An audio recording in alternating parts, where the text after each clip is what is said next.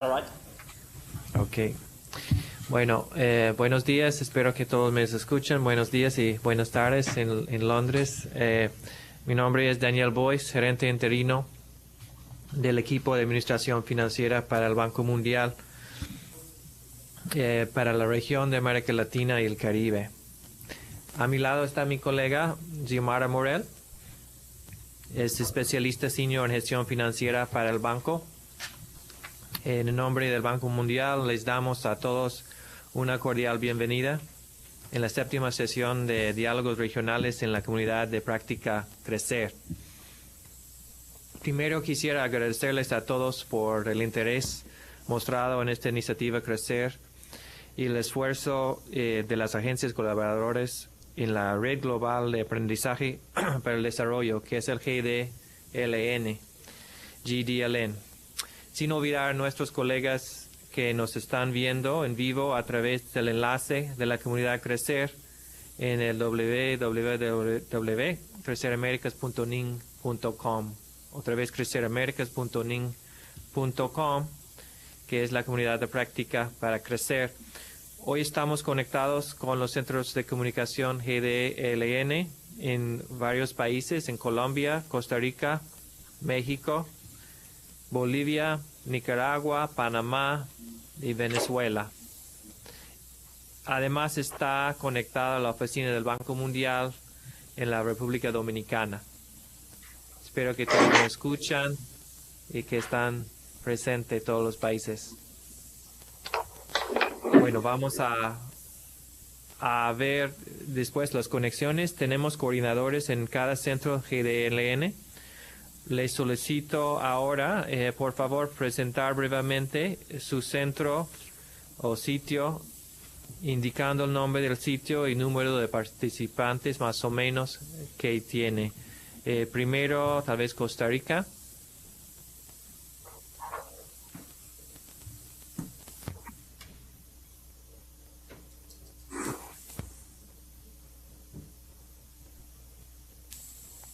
Costa Rica, no escuchamos, no sé si están en mute.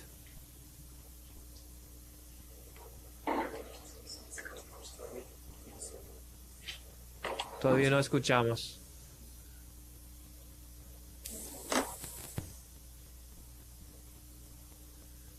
Bueno, pasamos a otros países. Cada uno tiene que poner en mute y cuando hablan de quitar mute, pero checamos si hay un problema técnico con la parte de Costa Rica.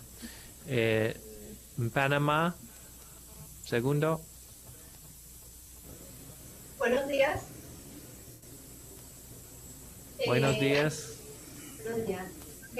Acá estamos desde el Centro GDLN Fundación Ciudad del Saber. Contamos en este momento con 5 participantes de la USMA, que es la Universidad Católica, también de la UNESPA, que es la Universidad Especializada en Contabilidad. Y también tenemos una colaboradora de la propia Fundación Ciudad del Saber. Buenos días.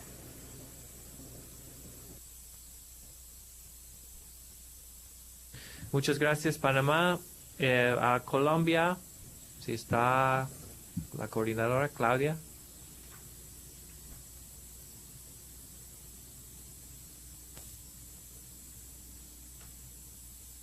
Colombia.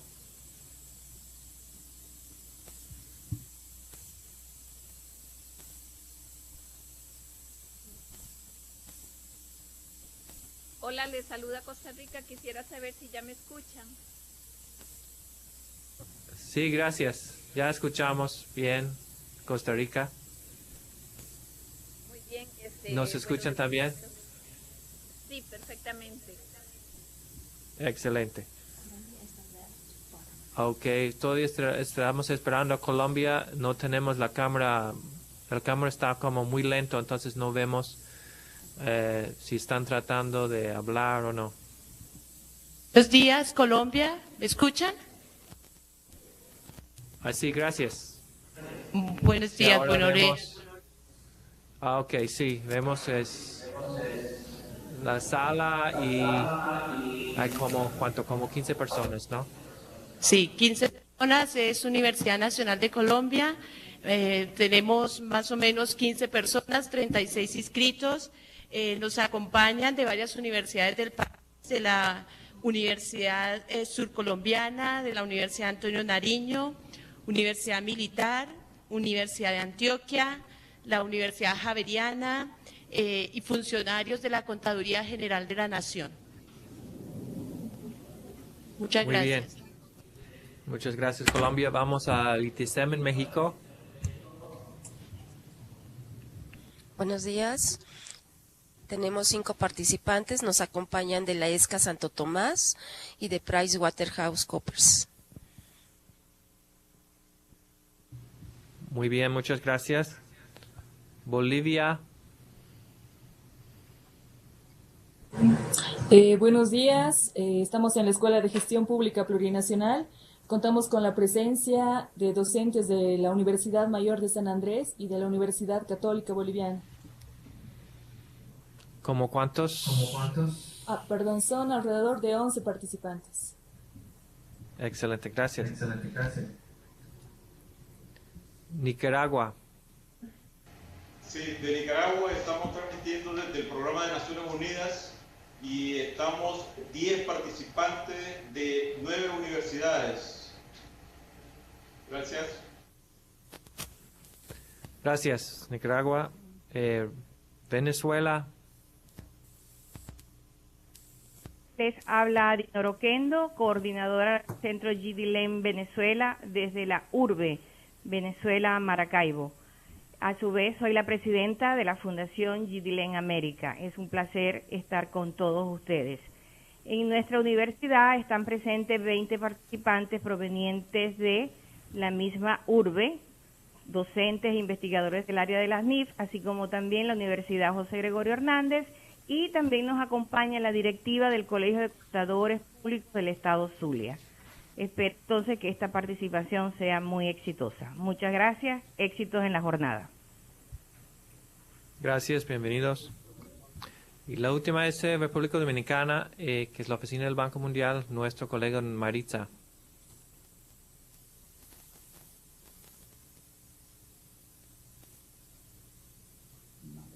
No sé si están. Está allá a la esquina. Dice Santo Domingo. Oh, Santo Domingo. Sí, vemos la pantalla de Santo Domingo. Maritza, no sé si estás o si están en mute.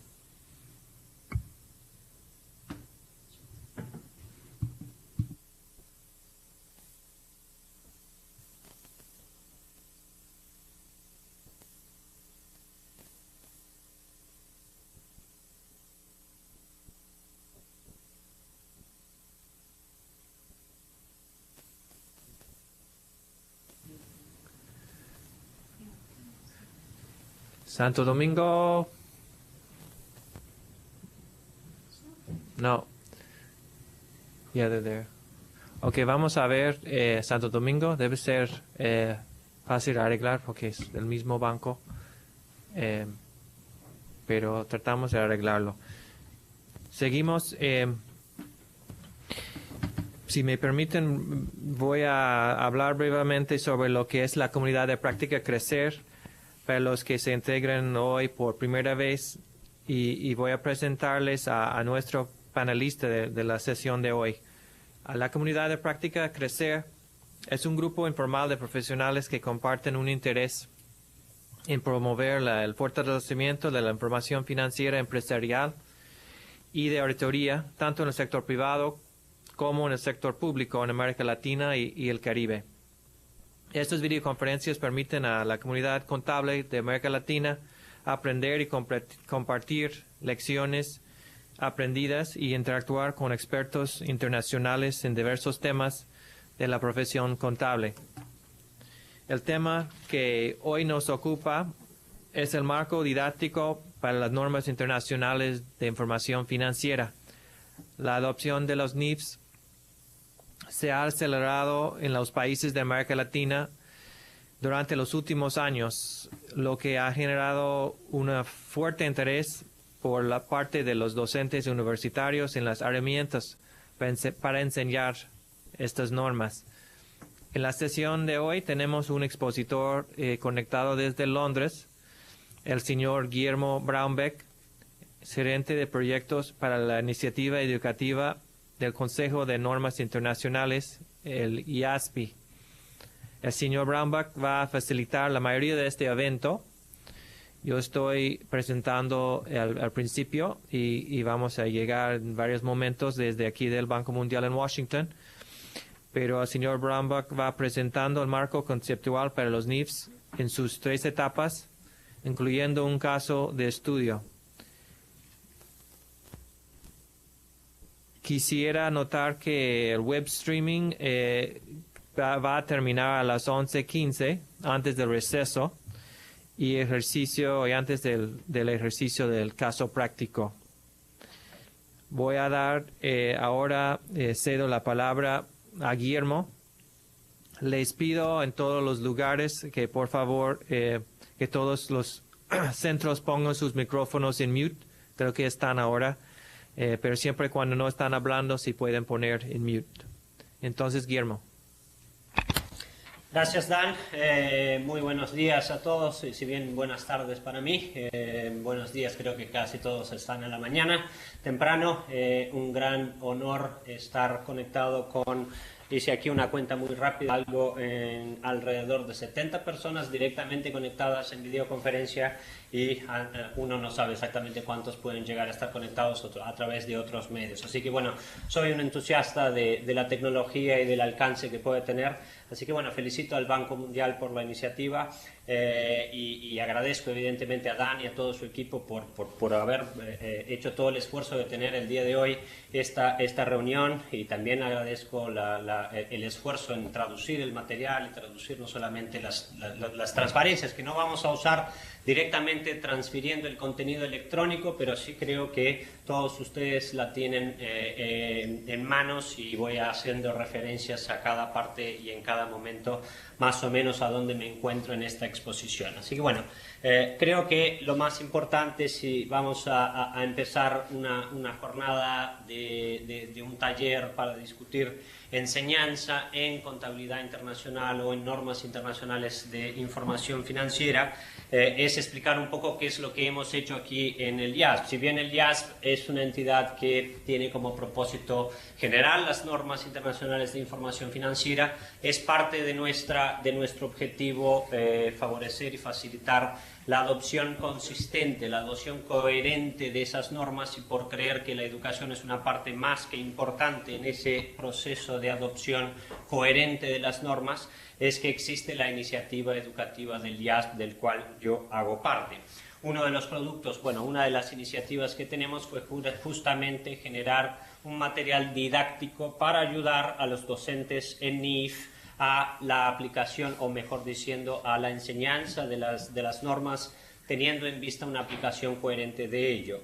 Y llamamos a esa metodología, si así se quisiera, de metodología basada en el marco conceptual. Entonces, en la página 3 de nuestra presentación, si la tienen en manos, verán qué es lo que llamamos de material didáctico o metodología de enseñanza de NIF en base al marco conceptual, y es tan sencillamente conectar los requerimientos de las NIF con los conceptos que están en el marco conceptual, con los conceptos subyacentes.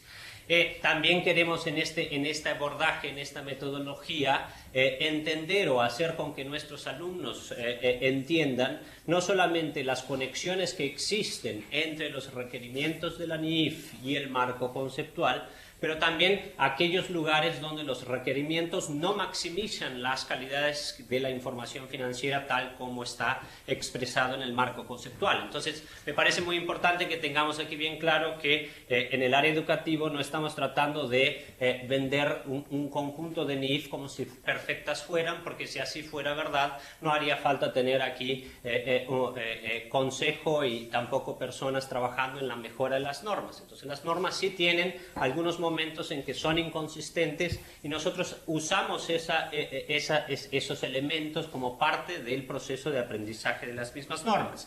Entonces, creemos que en general la enseñanza de las normas y de los requerimientos de las normas a partir del marco conceptual y de sus conceptos permite a los estudiantes desarrollar su capacidad para elaborar juicios profesionales que son necesarios a la aplicación de las NIF.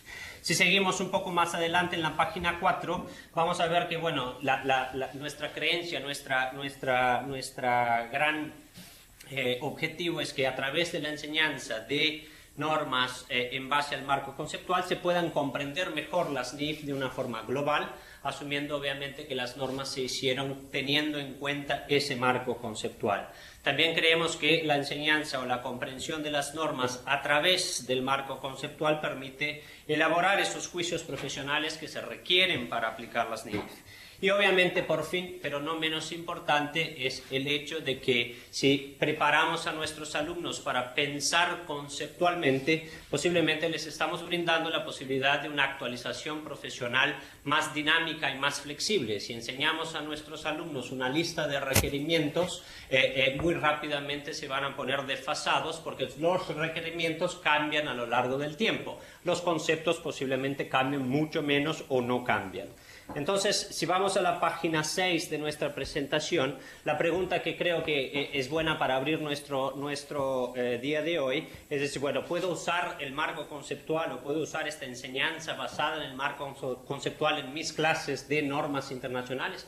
Y la respuesta es un sonoro sí. Es decir, creemos que el marco conceptual es el punto de partida, el entender el objetivo de la información financiera es el punto de partida o debería ser el punto de partida de cualquier clase de contabilidad en NIF. Obviamente las formas con las cuales distintos países, distintas universidades, distintos centros académicos podrán hacerlos de distintas maneras, y por lo cual esta es una metodología que se hace de una forma bastante flexible. Y si miran la página 7, lo que hicimos fue dividir. Entonces aquí vamos a presentar rápidamente las dos primeras etapas, etapa número 1 y etapa número 2, que se hacen exactamente en ese orden y en esa secuencia.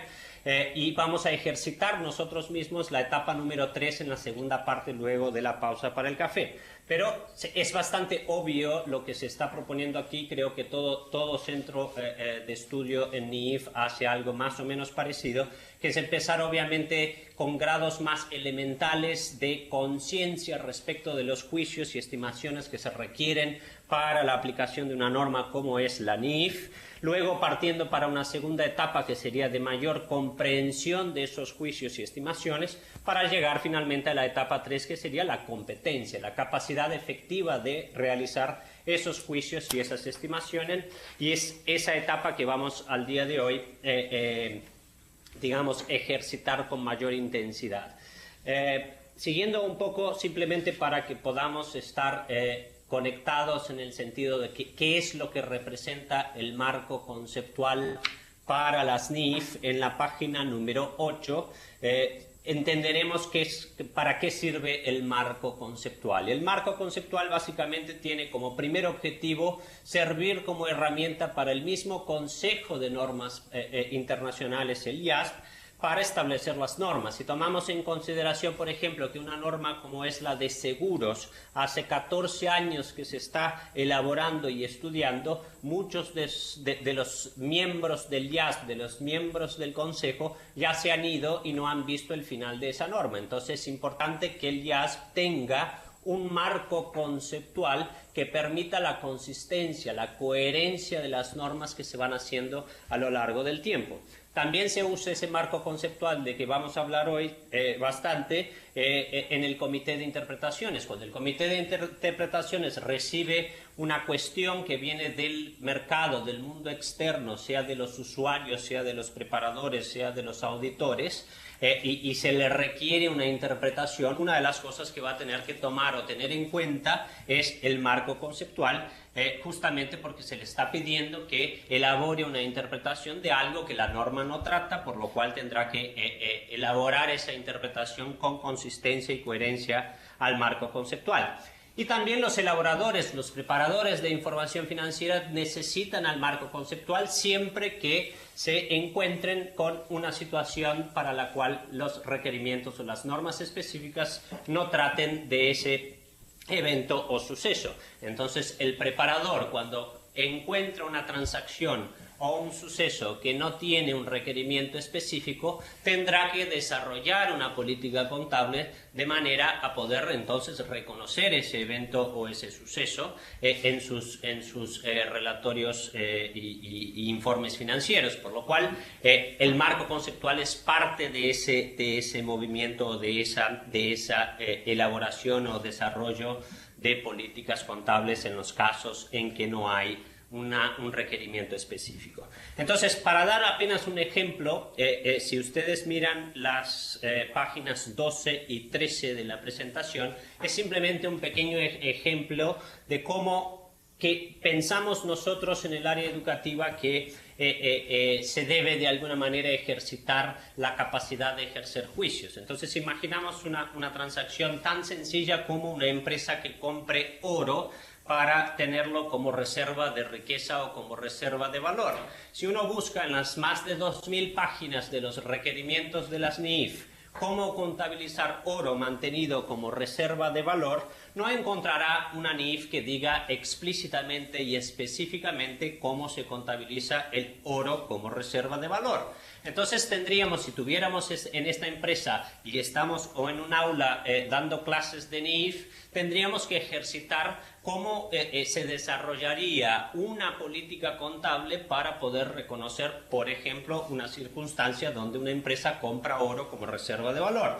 Y el camino para hacer esa reflexión y ese desarrollo de las capacidades de juicio y estimación va a pasar obviamente por primero y principal, comprender y entender cuál es el objetivo por lo cual una empresa adquiere oro como reserva de valor, por lo cual entonces estamos buscando retener o proteger el valor de la empresa a través de un activo llamado oro. Bueno, si es así, entonces podremos entender a través del objetivo de la información financiera, que luego en unos instantes vamos a recordar cómo trata o qué objetivo tiene, establece el marco conceptual para la información financiera, podremos posiblemente entender que la información financiera que se está buscando entregar está tratando de dar perspectivas de flujos de efectivo futuro para aquellos que usan la información financiera.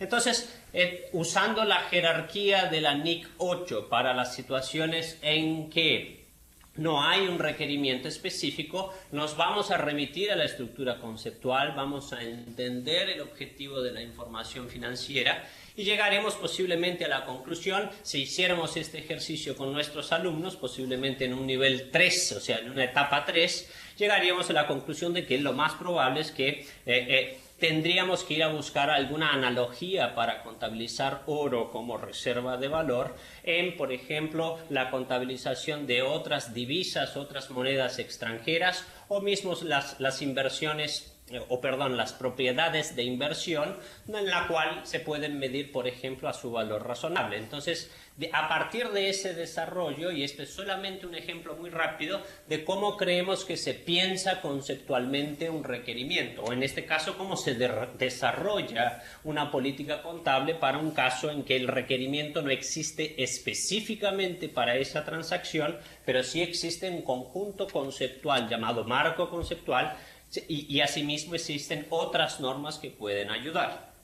Pues entonces, si seguimos para nuestra página número 15, yo lo único que quería era recordar qué es lo que contiene el marco conceptual. Entonces, el marco conceptual del IASP contiene básicamente el objetivo de la información financiera con propósito general, contiene las características cualitativas que se pretende que esa información contenga, los elementos de los estados financieros, es decir, la taxonomía, la clasificación, es decir, cuando hay una transacción o un suceso, cómo se clasifica, cuáles son las categorías, cuáles son las etiquetas en las cuales se clasifican los fenómenos económicos dentro de la estructura conceptual y de los estados financieros según las normas internacionales. Asimismo, también contiene algún criterio de reconocimiento, algunos elementos de medición y algunos conceptos de presentación e información a revelar.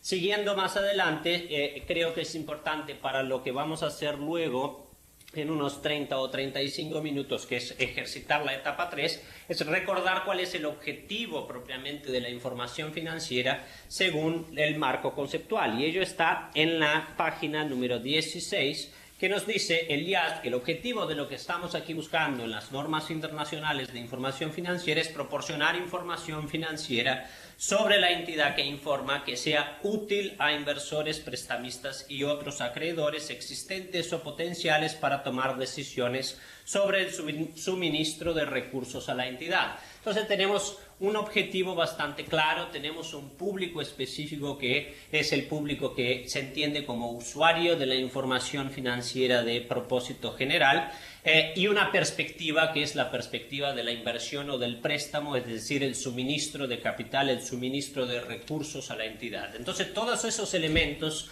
de lo que es el objetivo luego van a ser muy importantes para que se entienda por qué se hacen las cosas de algunas maneras y no de otras. Y también es verdad, en algunos casos vamos y podremos llegar a la conclusión de que la información financiera, tal como define un requerimiento específico en una norma específica, no necesariamente llega a la mejor respuesta del objetivo tal como está en el marco conceptual. Y de vuelta vuelvo a insistir, aquí no estamos pretendiendo ni omitir, todo lo contrario, es discutir esas situaciones y entender que en muchos casos no se maximiza el marco conceptual o los conceptos del marco conceptual por una muy buena razón. Si el costo para tener la información ideal, digamos, es más alto que el beneficio que produce esa información ideal, en esos casos sí se acepta la excepción de que no se maximicen los principios según está definido en el marco conceptual.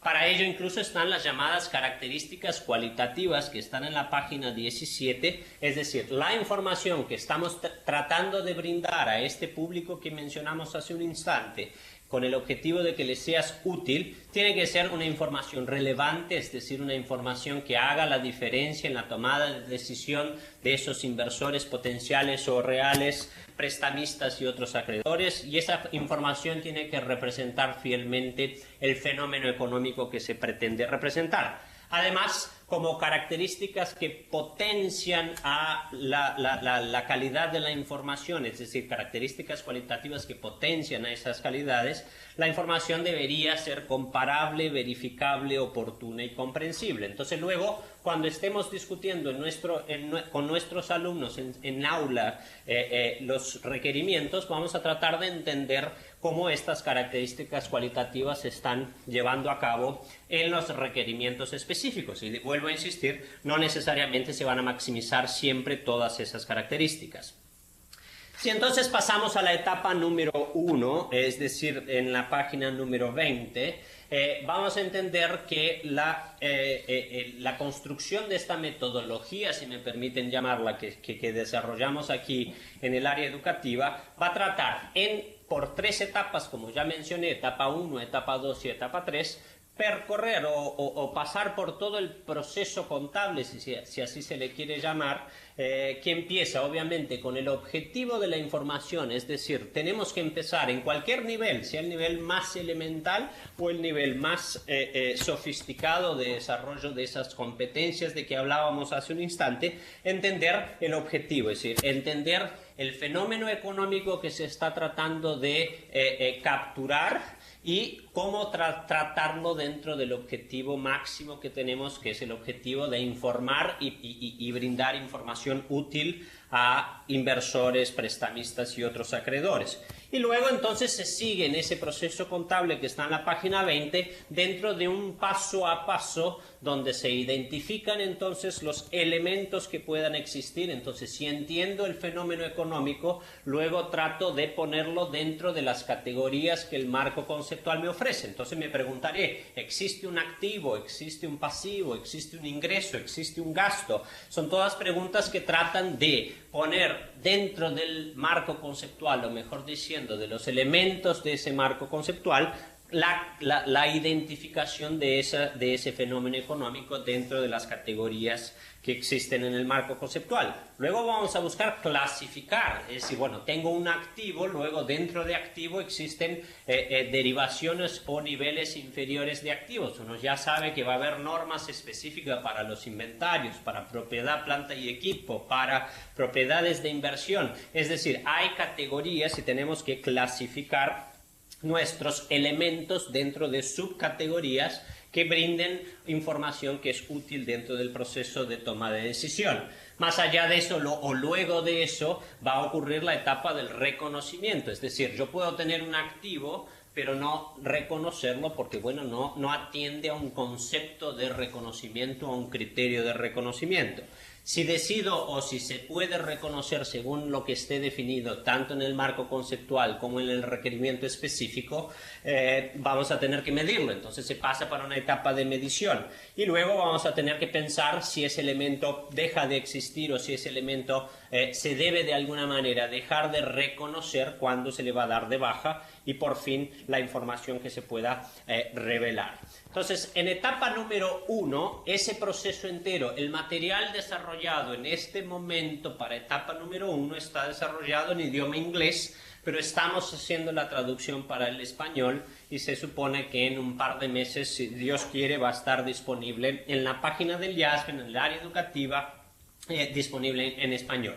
El material que ya está disponible, y creo que lo tienen todos ustedes, es el de la etapa 3. Etapa 1, lo que tenemos entonces en inglés en este momento es cada uno de esos momentos del proceso, digamos, que pasan desde la comprensión del fenómeno económico hasta la información de presentación e información a revelar, todos, digamos, los elementos que nos imaginamos nosotros que son útiles para un primer momento, un primer contacto. ¿Qué es lo que caracteriza la etapa 1? Es justamente ser un primer momento. Es el momento donde tenemos que explicar el fenómeno económico. Entonces, el material que está preparado hoy en idioma inglés trata básicamente de propiedad, planta y equipo. Entonces, si nos imaginamos en un aula dando clases de propiedad, planta y equipo de forma aislada, y yo sé que en general no es así que uno enseña, entonces estamos ofreciendo algo que puede servir como inspiración o como parte de los cursos de contabilidad básica, según los países, según los nombres que se usan en los distintos países, pero el primer movimiento es explicar el fenómeno económico, entender, por ejemplo, en el caso que estás desarrollado, que es propiedad, planta y equipo, ¿para qué sirve propiedad, planta y equipo? ¿Cuál es el beneficio de informar como un activo, propiedad, planta y equipo? ¿Cuáles son los elementos comunes entre distintas formas de propiedad, planta y equipo?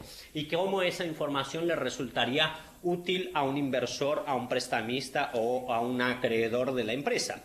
Entonces se crea una conciencia muy elemental de juicios y estimaciones, pero entonces estamos hablando que en etapa 1 no se le complican las cosas al alumno, no estamos tratando de dar fundamentos, estamos tratando de poner, digamos, una base para esta construcción sin ningún tipo de desafío más grande en términos de juicios y estimaciones. Entonces, si vamos, por ejemplo, para nuestra página 22, pasaríamos en clase a tratar de ayudar a nuestros alumnos a entender cómo se identifica y cómo se clasifica un elemento de propiedad, planta y equipo. Entonces, para ello tendríamos que tomar la definición de activo de la estructura conceptual, del marco conceptual, recordando entonces que un activo es un recurso controlado por la entidad del cual se espera obtener un beneficio económico futuro. Y luego discutir en el caso de la identificación y clasificación de un elemento de propiedad, planta y equipo, saber que para la norma NIC 16 en el párrafo 6, para ser propiedad, planta y equipo, un elemento o un activo tiene que ser activo tangible que se utilice en la producción o el suministro de bienes o servicios para su alquiler a otros o con fines administrativos y que se espera usar durante más de un periodo. Bueno, a partir de ese momento, si vamos a la página 23, haríamos discusiones con nuestros alumnos, por ejemplo, si el horno de un ceramista es un elemento de propiedad, planta y equipo, o si una tienda de venta al por menor de una fábrica, es decir, el edificio de esa empresa que se usa para venta al por menor sería un elemento de propiedad, planta y equipo. Antes incluso, si es un activo, y la segunda pregunta es, ¿cómo lo clasificaríamos? ¿Por qué sí o no es propiedad, planta y equipo? Y por fin, por ejemplo, un edificio de la administración de una fábrica, donde nos preguntaríamos si es un activo, entonces recordando la definición de activo como recurso controlado del cual se espera obtener beneficio económico. Tendríamos, como ven, en esos tres ejemplos, un horno, una tienda de venta al por menor y un edificio administrativo, respuestas bastante obvias, respuestas bastante directas. Es bastante, digamos, la única elaboración un poco más importante está en el edificio administrativo, donde el alumno tendría que entender que los flujos de efectivo que vienen de ese activo en particular no son directos, como puede ser de la tienda, donde se realizan ventas propiamente, pero es indirecto, es decir, la empresa necesita una administración, por lo cual el edificio tiene beneficio económico del cual se espera. Entonces, la idea fundamental de la etapa número 1 no es generar excesiva carga de juicios y estimaciones. Lo contrario, es decir, dar los fundamentos, digamos, de lo que son las definiciones, los principales elementos que se tratan en el caso de propiedad, planta y equipo, con casos bastante obvios, con ejemplos que generan respuestas bastante objetivas. Lo mismo se podría pensar si vamos, por ejemplo, a los casos de la página 27, en la etapa posterior, que sería la etapa de medición, es decir, luego que ya tenemos identificado el elemento, lo hemos clasificado, hemos pasado por la página 24, que es el reconocimiento, es decir, discutiendo los criterios de reconocer. Si vamos a la medición, vamos a poder discutir con nuestros alumnos que la medición de un elemento de propiedad, planta y equipo pasa por la elección de un modelo, es decir, si los países en que ustedes están permiten el modelo de revalúo, entonces tenemos la posibilidad de elegir entre dos modelos, un modelo de costo, deterioro de valor o un modelo de revaluación. En este momento no queremos hacer grandes discusiones de juicios y estimaciones que se involucran en estos modelos. Sí podemos hacer una discusión, dado el objetivo de la información financiera, cuál de los dos modelos puede llegar a mejor, digamos, expresar esa información útil que discutimos a principio como objetivo de la información financiera.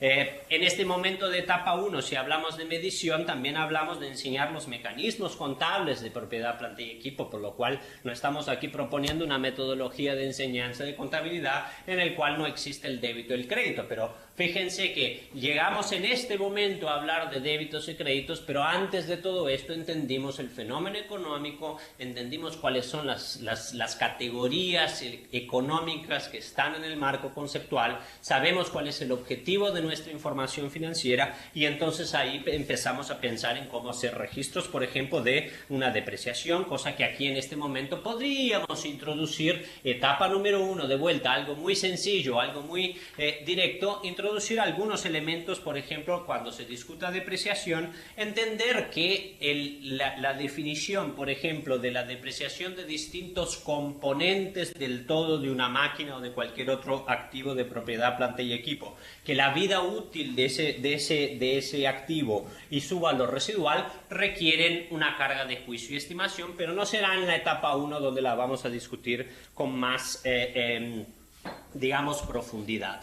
Lo mismo se puede, en el caso de la página 28, hablar de algunos aspectos relacionados a las bajas en cuentas, es decir, cuándo se debe dar de baja a un ítem de propiedad, planta y equipo. Entonces nos iríamos al requerimiento específico de la NIC 16, que nos va a decir que se da de baja cuando existe la disposición de ese ítem de propiedad, planta y equipo o cuando ya nos esperan beneficios económicos. Entonces, si vamos a la página 29, van a ver tres ejemplos muy directos, muy objetivos. Es decir, me imagino una entidad que dispone de un elemento de propiedad, planta y equipo a cambio de efectivo y nos preguntaremos, entonces, ¿le tenemos que dar de baja? Y está claro que sí, porque sí, está a disposición. Si se dio la disposición de ese bien, entonces le vamos a dar de baja según define la NIC 16. Lo mismo podríamos llegar a decir de una entidad que abandona un elemento de propiedad, planta y equipo, en el cual la discusión de los alumnos en etapa número 1 posiblemente los llevaría a la respuesta bastante directa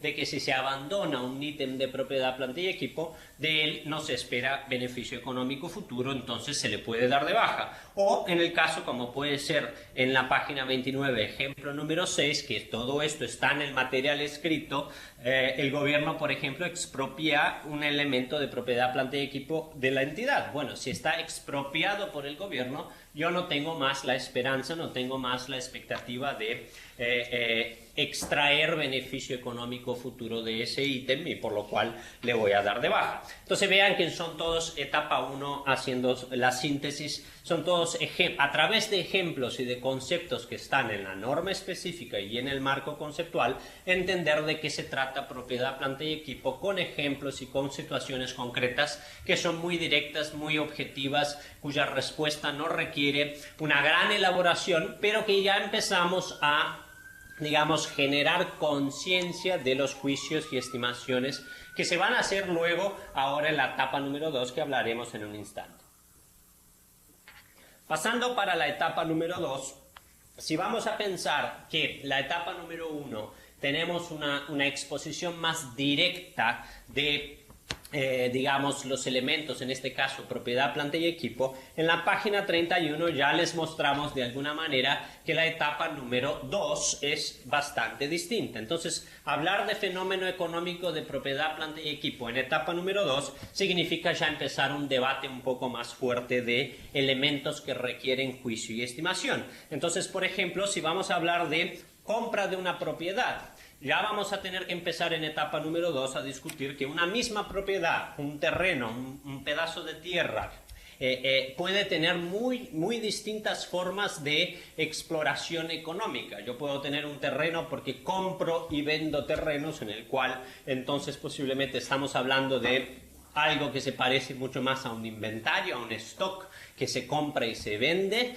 Podríamos pensar en un pedazo de tierra en el cual pretendo construir una tienda, un edificio, lo que fuere para usar, por lo cual estaríamos hablando mucho más de propiedad, planta y equipo. O como también podríamos estar hablando de un terreno aquí en la ciudad de Londres, que si hubiera, sería obviamente una excelente inversión solamente tenerlo y esperar la valorización de ese terreno con el tiempo. Sería entonces una propiedad de inversión. Entonces, el mismo elemento, es decir, la misma naturaleza técnica, la misma naturaleza física tangible, puede tener muy distintas formas de exploración económica y entonces posiblemente la respuesta que nos dará la norma internacional de información financiera para esos distintos elementos va a ser posiblemente clasificaciones distintas y reconocimientos quizás también y medición distintos. Entonces, en la etapa número 2 de la enseñanza basada en el marco conceptual, vamos a entrar, por ejemplo, en la discusión de elementos. En la página 32 están de vuelta las definiciones de los elementos, es decir,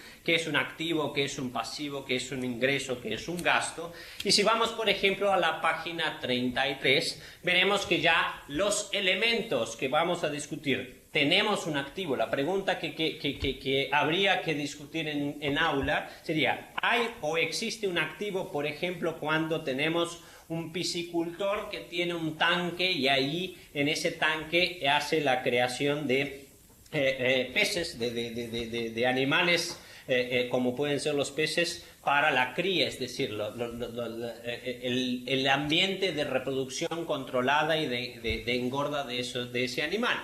Y entonces entraríamos en discusiones respecto de, bueno, si el pez en este caso es un activo, llevando en consideración que activo es el recurso controlado por la entidad, cuyo ingreso, que se espera que ingrese un beneficio económico asociado a ese recurso. Bueno, posiblemente si discutimos peces en un tanque de un piscicultor, la respuesta que nuestros alumnos llegarán es que sí tenemos un activo. Y los podríamos entonces confrontar o hacer pensar en la situación del pez que está en el mar bajo la perspectiva del pescador. Bueno, es obviamente al pescador que hace su pesca en mar abierto, está bastante claro que hay beneficio económico, hay mucha gente que vive de eso. Pero si vamos a discutir los elementos según definidos en la estructura conceptual, posiblemente en el desarrollo de esta etapa número 2 tendríamos la discusión si uno puede controlar ese recurso, el recurso del pez que está en el mar, al contrario del pez que está en un tanque de piscicultura, el pez que está en el mar no tengo control. Entonces, en el caso ni siquiera estamos hablando de reconocimiento todavía, simplemente estamos tratando de identificar elementos a través de la comprensión y del entendimiento de una transacción económica. Entonces, posiblemente concluiríamos en aula que los peces en el mar, de la perspectiva del pescador, no son un activo porque no tenemos su control. Lo mismo se podría pensar, por ejemplo, de un pozo, del equipo que hace pozos de explotación o de exploración de un grupo petrolero para, obviamente, obtener petróleo, sabiendo, por ejemplo, que la probabilidad de que al hacer un hoyo en la tierra y buscar petróleo, en un 10% solamente de los casos efectivamente se consigue extraer el petróleo de ese pozo. Y podríamos entonces discutir que en el caso específico la definición de activo no retiene o no contiene ningún nivel de probabilidad. Es más, para hacer un grupo petrolero, una empresa petrolera, posiblemente haya que hacer 100 pozos y solamente en 10 de esos 100 voy a encontrar petróleo, lo cual no me quita, digamos, al contrario, tengo que seguir haciendo pozos para seguir buscando encontrar en 10% de los casos el petróleo, por lo cual los equipos que uso para ese pozo, por más que en algunos casos no voy a poder encontrar petróleo, es parte del negocio mayor, es parte de la expectativa de beneficio económico futuro. Entonces, el hecho de que exista una probabilidad bastante baja, en este caso, en este ejemplo que está en el material, un 10% solamente la probabilidad de que ese pozo tenga efectivamente petróleo que se pueda sacar y vender, no retira o no hace con que esta etapa de identificación del elemento nos dé una respuesta negativa. Sí, hay un activo, existe una expectativa de beneficio económico y existe un recurso controlado. Entonces la discusión pasa a ser, digamos, más estructurada y requiere más juicios y más estimaciones. Lo mismo pasaría si vamos, por ejemplo, a la página 37, en términos de clasificación de activos, ya les mencioné, van a encontrar ahí en el material completo una serie de ejemplos, por ejemplo, respecto a propiedades, sea tierras, sea edificios, en el cual claramente vamos a saber o vamos a poder identificar distintas formas en las cuales un mismo activo de misma naturaleza tangible, física, tiene distintas formas a través de las cuales se le explora económicamente. Entonces, un edificio se puede comprar y vender, entonces se parece mucho más a un inventario, se puede usar, por lo cual sería mucho más próximo al concepto de propiedad, planta y equipo, o se puede también tener simplemente con el objetivo sea de alquilar o tener bajo un contrato de arrendamiento, o todavía tenerlo cerrado simplemente esperando que se valorice. Todas esas son distintas formas de buscar ese beneficio económico del mismo tipo de bien llamado edificio. Entonces, clasificar activos es un ejercicio también que exige juicio y estimación, y en la etapa número 2 lo que proponemos es hacer un poco más, digamos, densa la discusión de esos elementos, porque requiere entender económicamente qué activos son ellos. Entonces tenemos, por ejemplo, en la página 38 una serie de ejemplos con animales, y la razón por la cual usamos tanto ejemplo de animales es justamente para sacarnos un poco de nuestra zona de confort, de aquellas cosas que muchas veces nuestros alumnos ya conocen de su actividad profesional que capaz que están desarrollando, y cuando hablamos de animal en general vamos a capaz que hablando como puede ser en el caso de la página 38, pájaros de un criador de pájaros, pájaros de un zoológico donde no se crían animales y pájaros de un zoológico donde se crían animales. Son tres situaciones en que el activo, el recurso, es un pájaro, pero son tres situaciones distintas en las cuales se espera el beneficio económico a través de distintas formas. Entonces, en cada una de esas, y ahí entonces, por eso, ya en la etapa número 2, no hablamos solamente de propiedad, planta y equipo, vamos a empezar a hablar de actividad de agricultura, es decir, activo biológico en actividad de agricultura, y también de inventarios en el caso del pájaro que simplemente se compra y se vende. O sea, tenemos aquí en la discusión de los recursos que tienen distintas formas de explorarse económicamente. En la página 42, por ejemplo, en la etapa de reconocimiento, tenemos un ejemplo que a mí me gusta mucho, que es el ejemplo de un hospital que tiene 2 generadores de apoyo, es decir, usan electricidad de la línea normal, convencional de distribución de electricidad en ese país. Tienen un generador digamos, nafta o gasoil, con el objetivo, obviamente, si hay un corte de energía, que tengan provimiento de energía en la situación de emergencia donde la red de distribución tenga un corte. Y en este caso tiene un segundo generador de apoyo caso el primero no funcione. Entonces, la probabilidad, es decir, el análisis que aquí se propone es, si yo le pregunto al administrador de este hospital si él espera que ese segundo generador de apoyo se use, la respuesta que me da este administrador es que no, espero que nunca lo tenga que usar, y no tengo efectivamente la expectativa en términos de probabilidad de que se vaya a usar efectivamente. Entonces la pregunta que queda es, bueno, ¿puedo reconocerlo como un activo? Siendo que el criterio de reconocimiento dice que para que sea activo reconocible en el mundo de las NIF, tiene que tener probable beneficio económico, y la discusión puede ir bastante claramente para el lado del sentido humano. Es decir, bueno, si yo tengo 2 hospitales a los cuales puedo acceder como paciente, ¿cuál de los 2 prefiero? Prefiero el que tiene 2 generadores, el generador de apoyo, en el caso de la red de distribución, tener una interrupción, y un generador segundo de apoyo al generador de apoyo, o el hospital que solamente tiene 1, y posiblemente sus alumnos van a entender y van a preferir estar en aquel hospital que tiene 2 generadores, porque eso le produce seguridad. Estamos hablando de salud, y en salud, evidentemente, seguridad tiene valor. Es más, es posible que este paciente esté dispuesto a pagar algo más por el hospital que tiene 2 generadores, el generador de apoyo y el generador de apoyo al generador de apoyo. Entonces, se empieza a hacer más, digamos, más sofisticada la forma de pensar los juicios y estimaciones que están involucrados en el proceso de reconocimiento. En este caso estamos en la etapa de reconocimiento.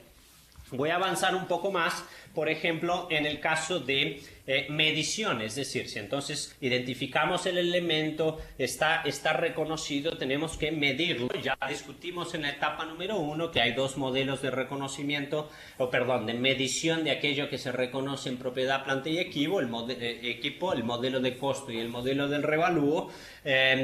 Cuando vamos a hacer la medición dentro del modelo de costo, si vamos a la página número 49, vamos a empezar entonces a discutir en la etapa número 2 que aquello que parece, y muchas veces nosotros creemos que el costo es un modelo objetivo y que no requiere juicio ni estimación, les voy a proponer algunos ejercicios que sí muestran que el costo sí requiere juicio y estimación. Entonces le pregunto a mis alumnos, si yo soy una compañía, una aerolínea que compro un avión al contado directamente para usarlo, lo compro hoy para empezar a usarlo mañana, bueno, el costo es algo bastante objetivo, es el monto que pago, está definido de alguna manera en las NIF, el costo como el importe o efectivo equivalente en efectivo que se paga, más el valor razonable de cualquier otra contraprestación que se dé. Les pregunto a ustedes, si en vez de comprar un avión al contado, pago por él para que lo tenga mañana y lo pueda usar, hablamos del mundo real, donde las aerolíneas compran opciones de compra de aviones para hacer a futuro. Entonces yo hoy pago $1 millón para dentro de 5 años tener la opción de comprar ese avión a un determinado precio. Entonces me empiezo a preguntar cuál es el costo, ya no pasa a ser tan objetivo. Dentro de 5 años, si ejercito la opción de comprar ese avión y el precio de ese avión dentro de 5 años es de 20 millones, les pregunto si es verdad que el costo de ese avión es de 20 millones, porque solamente pagué 20 millones porque estoy adentro de una opción para la cual ya había pagado 1. Es decir, entonces, ¿qué es costo? ¿Costo es 20 más 1, es 1, es 20 o quizás es el valor razonable de esa opción? Porque se hacen opciones justamente porque hay un beneficio económico en ejercer esa opción en ese momento. O quizás no, quizás pagué $1 millón para tener la opción y pasados 5 años el mercado va muy mal, estamos en medio de una crisis financiera global, no ejerzo la opción y pierdo ese monto. Entonces, observen que la visión de que el costo histórico es algo objetivo, algo que no requiere estimación, algo que no requiere ningún tipo de juicio, no es verdadera, y creo que aquí tengo algunos ejemplos en la página 49 que producen un poco esa discusión. ¿Qué es la opción de comprar un avión y consecuentemente cuál es el costo de ese avión? En el caso de etapa 2 nos parece algo interesante. Lo mismo se puede hablar en términos de depreciación, donde en la etapa 2 sí se supone que ya vamos a discutir con más intensidad cuestiones relacionadas a la vida útil de los bienes, cuestiones relacionadas al valor al valor residual de esos bienes que ya requieren una carga más alta de estimaciones. Y lo mismo creo que se puede hablar, y aquí me detengo un poco más en el caso de baja, que está en las páginas 51, y en mi caso aquí estoy discutiendo en la página 54, el concepto de dar de baja a un activo en las contabilidades de NIF es obviamente eliminar un elemento dentro que se había reconocido originalmente en el estado de situación financiera. Entonces, bueno, le doy de alta un elemento, lo reconozco cuando tengo un activo, por ejemplo, estamos hablando de propiedad, planta y equipo, lo reconozco cuando tengo un recurso controlado del cual se espera un beneficio económico. Pues entonces, cuando voy a buscar el concepto de dar de baja, bueno, primero hay que reconocer que el marco conceptual, tal cual como está hoy, no tiene conceptos de baja, por lo cual no vamos a encontrar en el marco conceptual gran ayuda en ese sentido. Si vamos a la norma específica, a la NIC 16, párrafo 67, como está en el slide número 54 que estamos hablando en este momento, sí hay un criterio específico para dar de baja a un elemento de propiedad, planta y equipo. Dice el párrafo 67 que el importe en libros de un elemento de propiedad, planta y equipo se debe dar de baja cuando exista la disposición de ese elemento o cuando ya no se esperan beneficios económicos futuros a partir de su uso y disposición. Y en este momento, si estamos en la etapa 2, estamos queriendo desarrollar las competencias de capacidad o las capacidades de juicio y de realizar juicios y hacer estimaciones de nuestros alumnos. Entonces tenemos que preguntarnos y empezar a discutir que el criterio específico de dar de baja de un elemento de propiedad, planta y equipo, fíjense, no hace referencia a los mismos conceptos que está la definición del elemento. Es decir, si voy a buscar la definición de un activo, me dice la definición del activo que el activo, para ser activo, tiene que ser un recurso controlado del cual se espera beneficio económico futuro. Cuando miro el criterio, digamos que sería del movimiento opuesto, es decir, dar de baja un ítem, en el caso de propiedad, planta y equipo, pueden buscar y no van a encontrar la palabra control. Entonces podríamos pensar, y vamos a tener esa situación luego en unos instantes cuando hagamos los ejercicios de la etapa 3, vamos a tener una situación en que dejo de tener control de algo sin tener la situación de disposición o de pérdida de expectativa de beneficio futuro. Entonces, lo que estamos aquí queriendo decir es que en etapa 2 y en etapa 3 sí hay que discutir incluso las inconsistencias. En el caso de propiedad, planta y equipo, tenemos un concepto o una definición del elemento cuando entra en el estado de situación financiera o en el balance patrimonial de la empresa, y en el caso de propiedad, planta y equipo, para darlo de baja, tenemos un concepto que no es el espejo perfecto de eso. Los criterios específicos en NIC 16 para dar de baja un ítem no son el opuesto de lo que uno usa para reconocer un elemento. O se reconoce un elemento activo cuando hay control del recurso y hay expectativa de beneficio económico futuro. Y en el caso de propiedad, planta y equipo, párrafo 67 de la NIC 16, tenemos un criterio de salida, de dar de baja, de lo que debería ser quizás el opuesto de el reconocimiento, que muchas veces o que no usa de los mismos conceptos que se usaron para reconocer. Entonces aquí tenemos oportunidad de discutir, de entender las normas, incluso en aquellas circunstancias donde las normas no son plenamente consistentes con el marco conceptual.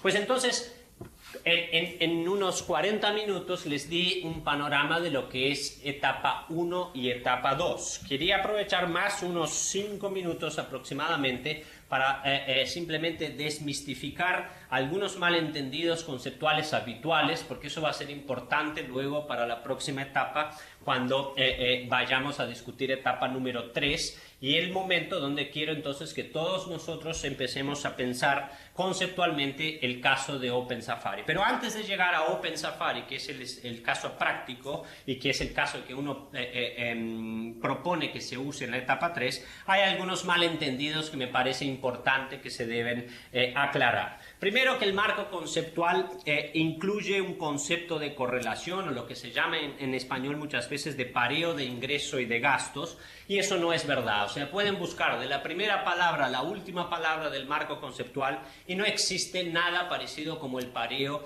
de ingresos y gastos. Lo que existe en el marco conceptual es el concepto del devengo, de lo devengado, es decir, se reconoce según la esencia económica el elemento cuando atiende a la definición. Entonces, será reconocido un activo cuando sea recurso controlado, que se espera beneficio económico, y ese beneficio sea probable, que es el criterio de reconocimiento. Y se reconocerá un gasto cuando exista un pasivo, una reducción de activo. Entonces, lo que quiero decirles es que el pareo de gastos y ingresos puede llegar a ser una consecuencia, digamos, natural de lo que puede ser el intento de la gestión de una empresa, pero no es un principio contable. Se reconocen los elementos cuando atienden a los criterios, a la definición del elemento y a los criterios de reconocimiento dentro del principio de acumulación o de devengo.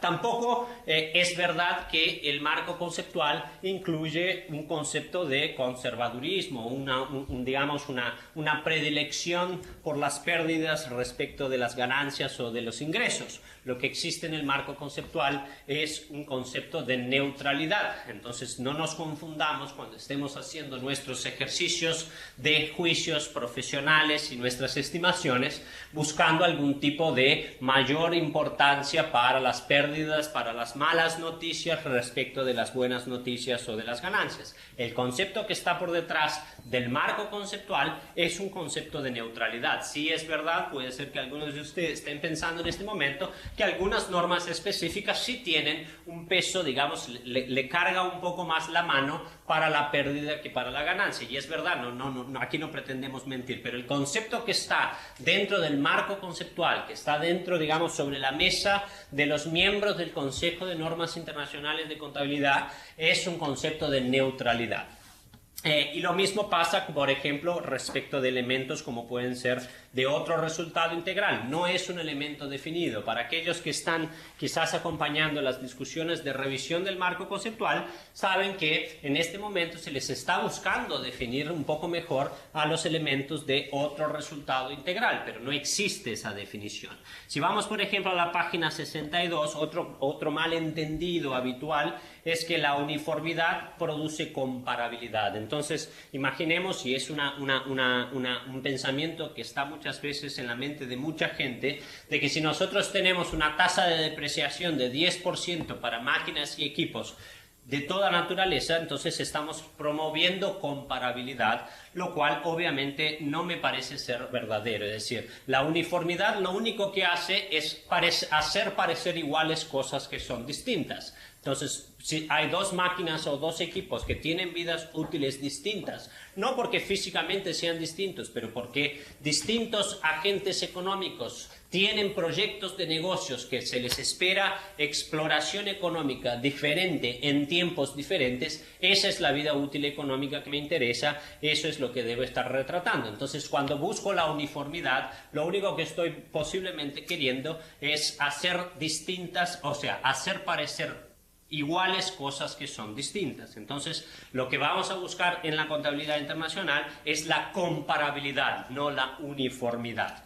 Y por fin, en la página 63 creo que ya les comenté y quería reiterar, es que existe un concepto, eso es un malentendido, que existe un concepto claro de costo histórico de un elemento. Y eso lamentablemente no es verdad. Sería muy bueno que lo tuviéramos y sería muy bueno que el costo histórico fuera algo objetivo y absolutamente libre de cualquier juicio de estimación y todavía fuera útil. Pero sí es verdad que si vamos a mirar lo que el marco conceptual hoy ofrece, es solamente una vaga descripción. Decir, bueno, entonces costo es básicamente el importe de efectivo, equivalente de efectivos o contraprestación brindada que se da por tener un determinado o por adquirir un determinado elemento, en el caso un activo. Pero ya discutimos muy rápidamente el caso de un avión que se adquiere a través de una opción que se pagó anticipadamente o que se hizo anticipadamente y que se ejerce en un momento futuro, donde el costo no es necesariamente la respuesta de cuál es el costo de adquisición de un avión que se adquiere a través de una opción que se compró anticipadamente. La respuesta no es tan sencilla como puede parecer. Entonces, con eso básicamente creo que encerramos esta etapa de, digamos, sensibilización y de oferta de una ayuda a aquellos que están interesados en enseñar NIF a partir de un marco conceptual. Lo que sí estaba imaginado a partir de este instante es que haremos, y voy a pedir que Washington me ayude en este momento, haríamos una pausa para café de unos 10 minutos. Y luego volvemos, hago presentación de algunas preguntas que están conectadas con el estudio, con el caso práctico. Vamos a tener un tiempo para que los distintos centros puedan responder a esas preguntas y volveríamos luego. Pero pido ayuda a Washington, no quiero atropellar la discusión. Sí, muchas gracias, Guillermo. Muy buena presentación y totalmente de acuerdo contigo de que vamos a tomar una pausa ahora para el café. Sin embargo, creo que antes de la pausa, si estás de acuerdo, Guillermo, podemos tomar tal vez un par de preguntas con relación a la presentación que acabas de terminar ahora y antes de proceder con la tercera etapa. ¿Te parece? Sí, perfecto. Sí, creo que podemos un par de preguntas, tenemos tiempo todavía. Ok, muchas gracias, Guillermo. Entonces, podemos proceder. Costa Rica, voy a ir en el orden de los centros. Costa Rica, si tienen alguna pregunta, por favor.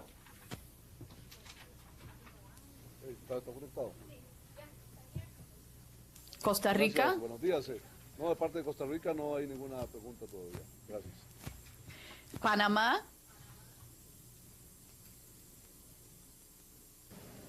Panamá, ¿tiene alguna pregunta? Sí, tenemos una pregunta. Realmente quisiera aprovechar comentarios.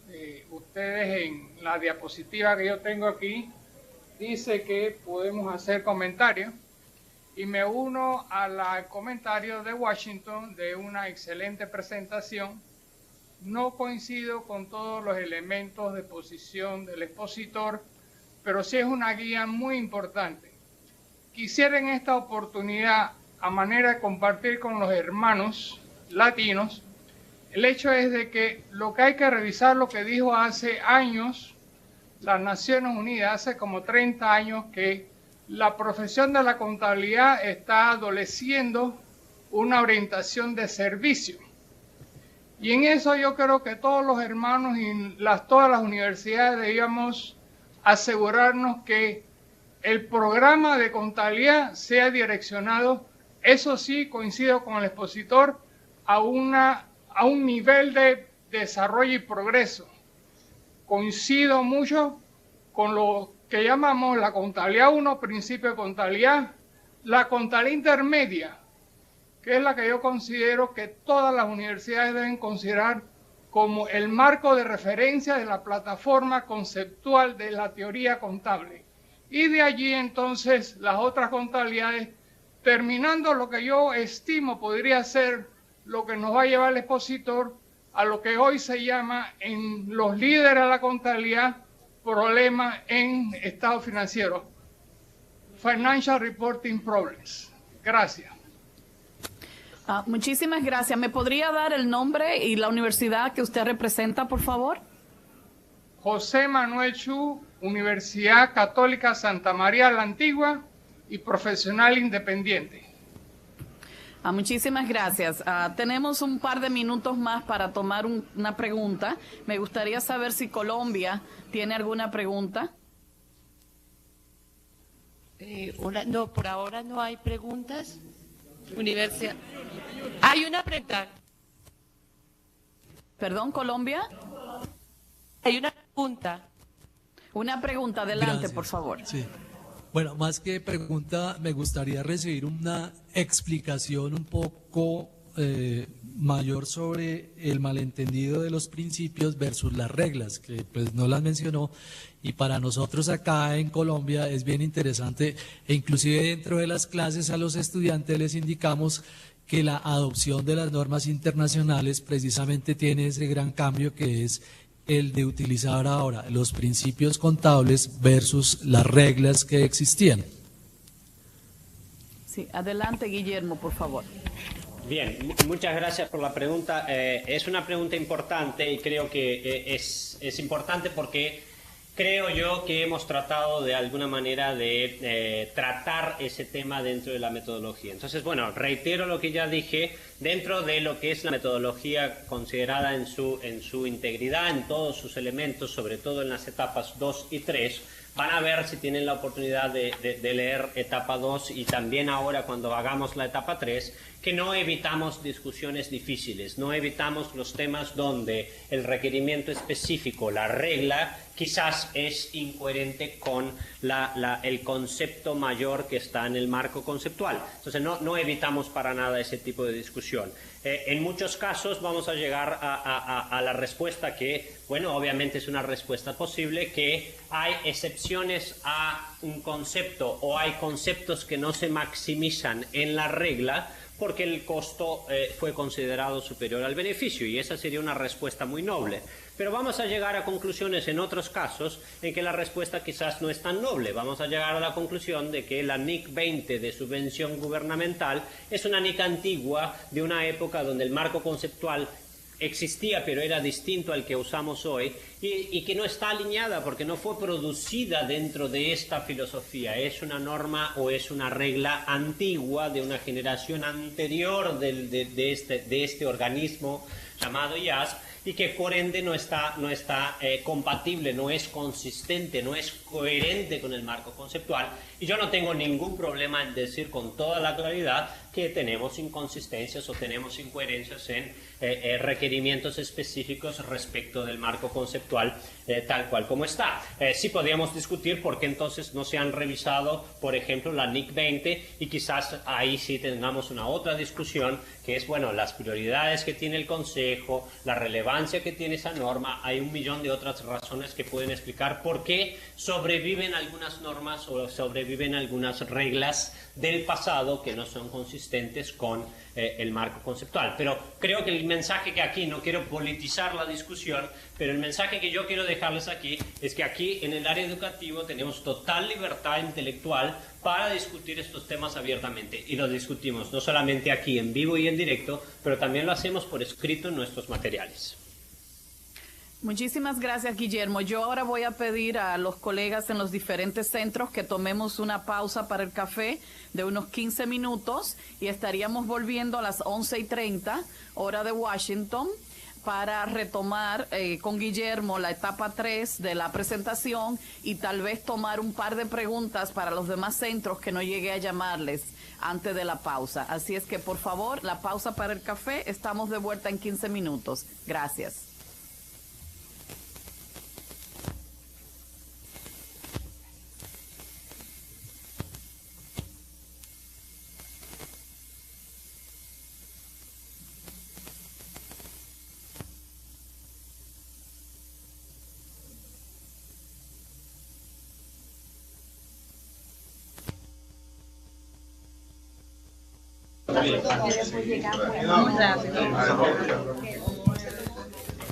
Buenos días, Xiomara. ¿Me escuchas ahora? Buenos días, Marixa, sí te escuchamos. Okay, lo que pasa es que ahora estamos gracias. en la pausa. Perfecto, gracias. Gracias a ti, Marixa. Gracias.